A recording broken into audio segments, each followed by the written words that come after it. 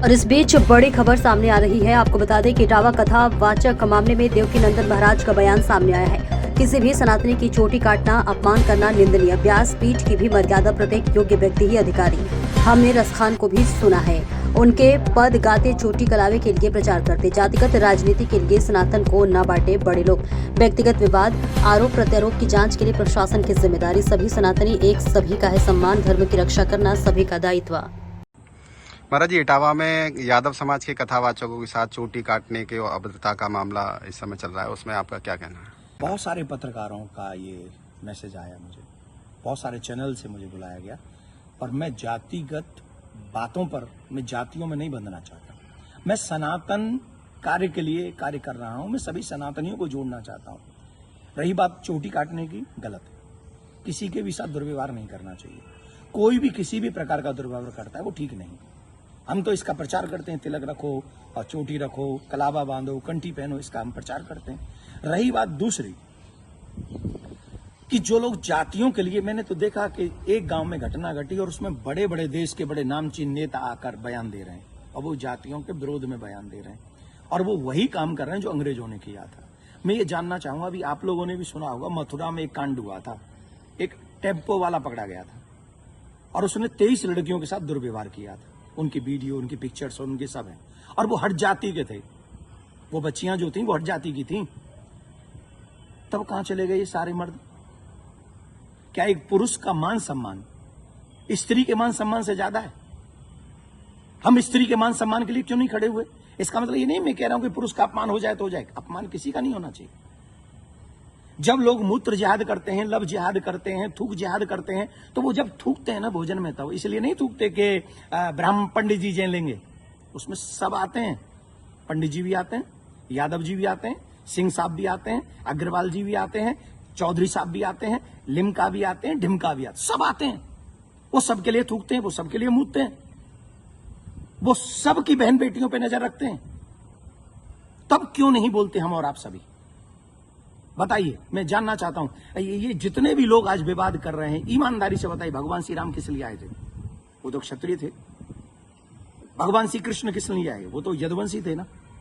किस लिए आए थे? बताइए मुझे, जरा जवाब दीजिए, जो अपनी अपनी जातियों के जो नेता बने बैठे हैं। मैं जानना चाहता हूं आपसे, जितने भी अवतार तुम्हारे सनातन में जिन पुराणों के अनुसार हुए, जिन पुराणों के अनुसार तुम अपने आप को हिंदू लिखते हो,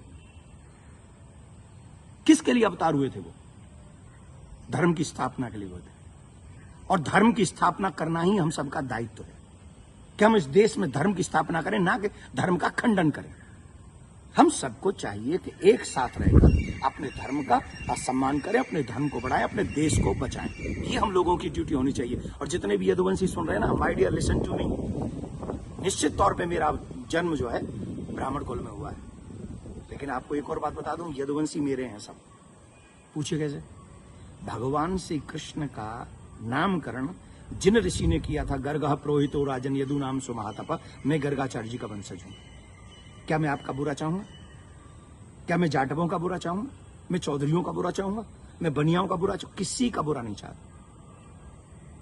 मैं आप सबका भला चाहता हूं और इस देश का भला चाहता हूं। अगर आपको ईमानदारी से अपने इष्ट में निष्ठा है, राम में, कृष्ण में, परशुराम में, हनुमान में, देवी में, देवता में, तो आप शास्त्रों के बताए हुए मार्ग पर चलिए और धर्म का पालन कीजिए, और उन विधर्मियों से लड़ने के लिए तैयार हो जाइए जो हमारे देश में जाति का जहर घोलकर, कई बड़े बड़े नेता हैं, जाति के नाम पे कूद पड़े। बस चुनाव की सभाओं में बोल रहे हैं, चुनाव की एक कथा, अरे तुम्हारे इस नाम पे वोट लोगे? लेकिन महाराज जी, सवाल ये आ रहा है कि ब्राह्मणों के अलावा और कोई समाज का व्यक्ति कथा कर सकता है कि नहीं कर सकता? क्यों नहीं कर सकता भाई? कथा प्रवचन कहीं भी करे। हम अपने बच्चों को कहानियां सुनाते, कथा सुनाते हैं, क्या बुराई है? हर एक जाति के व्यक्ति, मम्मी पापा, दादी दादा, नानी नाना तो अपनी जाति के होंगे ना। कहानी सुनाए, कथा सुनाए, कोई बुराई नहीं है। लेकिन व्यासपीठ पर बैठ के सप्ताह करना, देखिए उसकी विधा, हम शास्त्रों की बात करेंगे। यहां मैं अपनी बात नहीं करूंगा। मैं ब्राह्मण कुल में मेरा जन्म हुआ है, लेकिन कितने ऐसे कार्य हैं जो मैं खुद नहीं करता। जैसे यज्ञ कराना मैं नहीं करता, क्योंकि उसमें मेरी नॉलेज नहीं है। वो विवाह कराना, वो मैं कार्य नहीं करता। अंतिम संस्कार में भी जो 16 संस्कारों में से एक है, मैं वो नहीं करता। जो चीज मेरे हाथ में नहीं है वो मैं नहीं कर सकता। और जो मेरे हाथ में है वो मैं कर सकता हूं। जब हम भागवत करते हैं, एक अनुष्ठान करते हैं, अनुष्ठान को अनुष्ठान रहने दीजिए। सत्संग, प्रवचन, रामायण इत्यादि हम सब करें, कौन रोकने वाला है। और कितने ऐसे लोग हैं जो ब्राह्मण नहीं है वो भी कथा कर रहे हैं। हमारे यहाँ तो मुस्लिम भी राम कथा करके गए हैं और हमने उनको स्वीकार किया। रसखान को हमने स्वीकार किया है। रसखान के पद हम लोग गाते हैं। तो इसमें जाति के चक्कर मत पड़िए, जाति बंधन मत फैलाइए। मैं हाथ जोड़ के प्रार्थना करता हूं, आइए हम सब एक हों, सनातन देश और धर्म और आने वाली पीढ़ी को बचाएं, यही हमारा दायित्व है। जय श्री राम। लेकिन महाराज जी एक सवाल और कि उन पे आरोप लग रहा है कि छेड़छाड़ की उस घटना में शामिल पाई गई। देखिए, न तो ये काम देवकी नंदन का है और न काम ये अखिलेश जी का और तेज प्रताप जी का है। जो चीजें हुई हैं, अब कह रहे हैं कि 2 आधार कार्ड मिले हैं, कोई कह रहा है उनको छेड़खानी हुई है, जो कोई कह रहा है उनकी चोटी काटी, उनका अपमान किया गया। तो इसके लिए संविधान है, इसके लिए प्रशासन है। हमें बांटना नहीं है। प्रशासन अपना काम करे, जहां जो जिसकी गलती हो उसे सजा दे। पंडित जी की गलती है तो पंडित जी को सजा दे, यादव जी की गलती है तो यादव जी को सजा दे। लेकिन जो बड़े बड़े लोग हैं, जो बड़े बड़े पदों पर बैठे हैं, उन लोगों को जातिवाद फैलाकर समाज को लड़ाना नहीं चाहिए। ये अच्छी बात नहीं है। धन्यवाद।